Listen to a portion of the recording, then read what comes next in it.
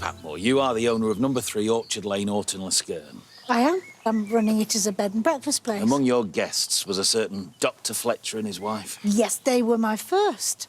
Very courteous and respectable, I must say. Yeah, not as respectable as you think. Dr. Fletcher was a Mr. Ian McKidd, and his wife was a Mrs. Dorrit. What? Mr. Dorrit is now suing Mr. McKidd for damages related to adultery. You may be called upon to testify. Oh, my God. Oh. There is some concern that Orton-le-Skerne will be in the news as a site of a house of ill repute.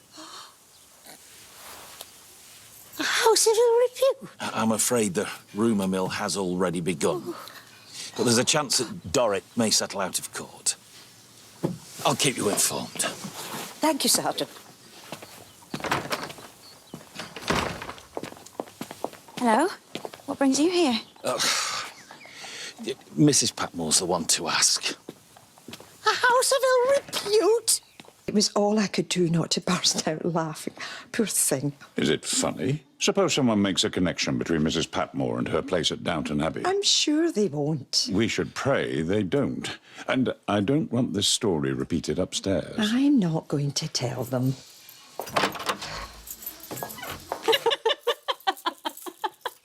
Oh, that's the first proper laugh I've had for ages. I couldn't resist telling you. Poor Mrs. Patmore. Oh, no. It's awful for her.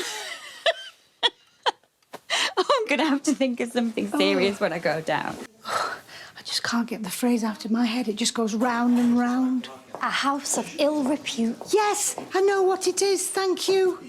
Oh, terrible. Poor Mrs. Patmore. What an unlikely bawdy house, madam. Mrs. Patmore's secret career. Oh, we mustn't joke when Bertie's here. We'll have long faces, don't worry.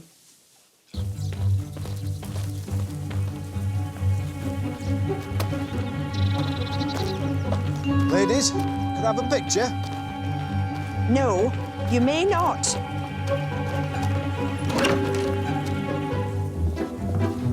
He's been there all day.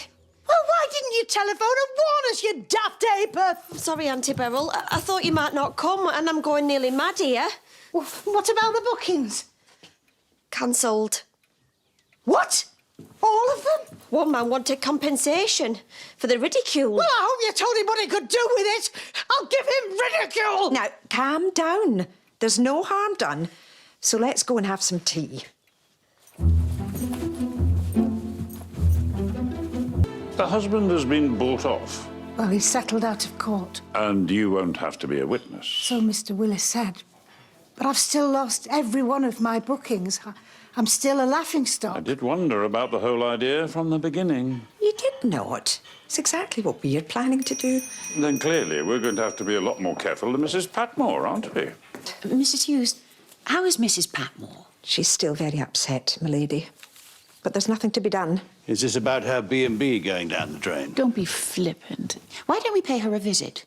Have tea there and let people see us. What a good idea. Why didn't I think of that? But if it's to be effective, won't we have to be in the papers? Right, the local papers. And it wouldn't be a news story any more than being photographed at the flower show. Would Mrs. Patmore agree? I think she'd be bowled over, your ladyship. Then it's settled. Anything else I can get you? One more mouthful and we'd explode. Unless there's another of those delicious scones. Of course.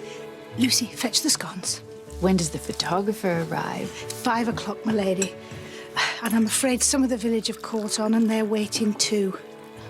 Are you sure you want to do it? Oh, ye of little faith.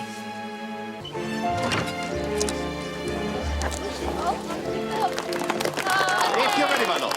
My lady, well, we must have Mrs. Patmore. Of course. Oh, no, you don't want me. I insist. A picture to mark our gratitude for a marvellous tea. Are we ready? 3, 2, 1.